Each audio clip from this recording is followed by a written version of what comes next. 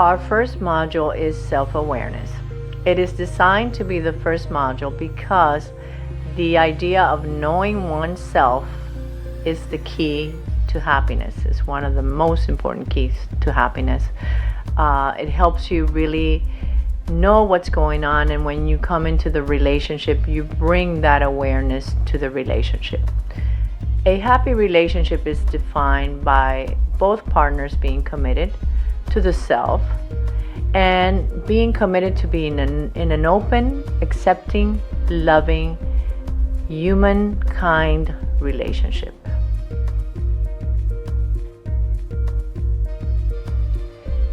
In a happy relationship, quote unquote, you want to have your better self being present. You are always working on your better self and also helping bringing the best of your partner out.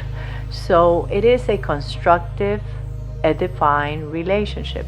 And it's got to be seen as a concept that I used in the medical field, and it's continuous quality improvement with love. That's how I like to call it.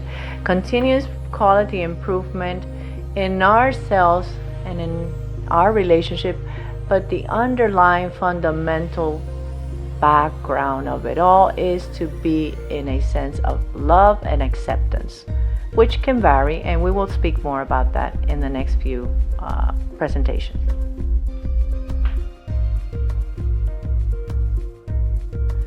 I have worked as a psychotherapist and also a lifestyle coach with numerous couples, and one of the basic topics that we touch upon is how to keep the relationship thriving. It is normal to have a relationship sometimes that doesn't thrive and it becomes a stagnant relationship, but relationships that really stimulate our better selves are those that are thriving instead of just surviving. There are two important strategies to allow relationships to support relationships to thrive. One is self-awareness, which is what we're speaking about in this module, and the other one is positive communication skills.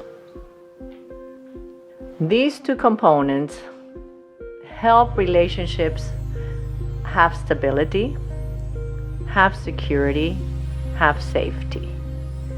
For example, some aspects of positive communication skills is to resolve things timely, to use honesty. And we will talk about these more, but right now we're going to concentrate on you and your self-awareness. Self-awareness consists of many things, but there are two crucial questions that arise. Who am I? Who am I? What am I bringing into this relationship? What are my beliefs? What are my family values? What are my developed values through the experience of life? What are my expectations? It's a very complex things. We are complex beings. And if we don't know ourselves enough, it's really hard to venture into another relationship. So that's why that relationship with ourselves becomes so important. There's a very interesting illustration in the Pueblo Indians artifact of the wedding vase. The wedding vase is quite a beautiful vase that has gorgeous designs on it, and it has two spouts, and then there's, of course, it connects to the body of the vase.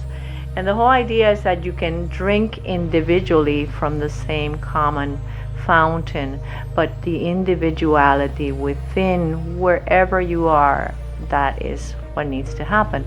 Your authentic self needs to be present in whatever relationship you are evolving. As a result of this illustration, one of the exercises that I want you all to do as a couple or individually, however you are listening to this particular module, to grab yourself a piece of paper, and you're going to put a plus sign and a minus sign on top, and you're going to do a line in the middle, and the positives are going to represent your personal positive traits, and the negative is going to represent your limitations. This is an exercise to expand your own view of what you are, like your whole. As a whole, we bring our positives and our negatives, our darkness and our light, and we bring it. And the most important thing is to bring it as a whole, to love our darkness and to bring it into our light, to be able to be whole.